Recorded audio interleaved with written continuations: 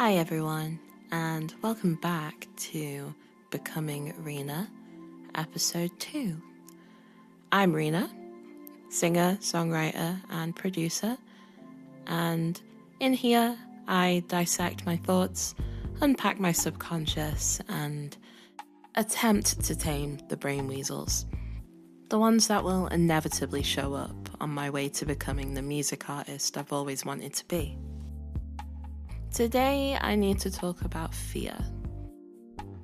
This episode was supposed to be a declaration of my ambition, more specifically the scale of that ambition, because I realised that I've never actually spoken it into existence before, not to its fullest capacity anyway.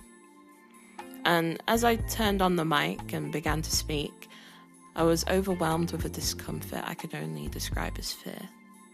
So much fear that I couldn't even speak my desires into a mic while alone in my studio.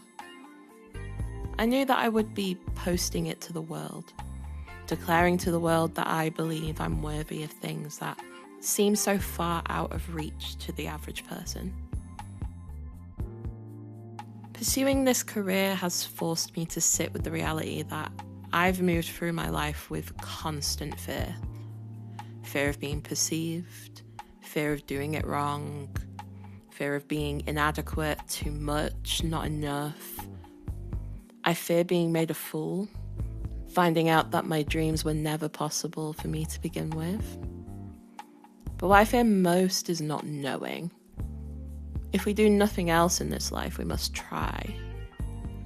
We must exhaust every possible method to achieve our dreams without compromising our values.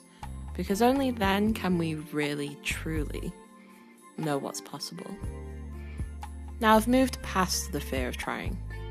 That's why I'm here. The fear of being perceived and fear of rejection is where the chains are strongest. Despite having two very loving parents that taught me to stand in my power and not care what other people think, the voices of my peers, teachers, extended family, strangers, the media, the internet. Those voices have been so much louder, and they feed material to the most unbearable voice of all, the inner voice, the one I can't escape from. They turned me into the ultimate people pleaser. I learned to remain small for the comfort of others, for fear of being ridiculed or rejected. I learned to take a role of servitude, constant giving and problem solving, constant support, ego boosts, offerings of wisdom and comfort. Bending over backwards for people that rarely did the same for me, if at all. I mammified myself, because that was the only way it seemed I would be shown any kindness, respect, or perceived love and acceptance outside of my immediate family unit. If you don't know what a mammy stereotype is, go ahead and Google it and then come back, because that's an entire video in of itself. I didn't even realize I was doing it, but when I didn't fall into this role, I felt invisible. Like I wasn't worth anyone's time. I perpetuated it by leaning into it, because it felt better than being invisible. Yes, it is just my nature to go above and beyond for people, but it was often at my own expense, and mostly for the approval of others. It poisoned me, because by the time real love and acceptance came along, I couldn't recognize it. I treated it like it was a fluke, like it wasn't really there. I may not have built this prison, but I was surely handed the keys and promoted to warden.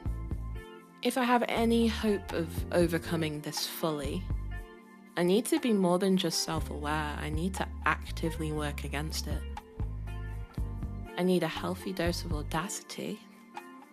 I need to walk into rooms like I own them. I need to learn to I need to learn to manage my nervous system when I inevitably receive rejection. I need to start speaking highly of myself. I need to be unapologetic about the scale of my ambition. So that's what I'm going to do. See you in episode 3.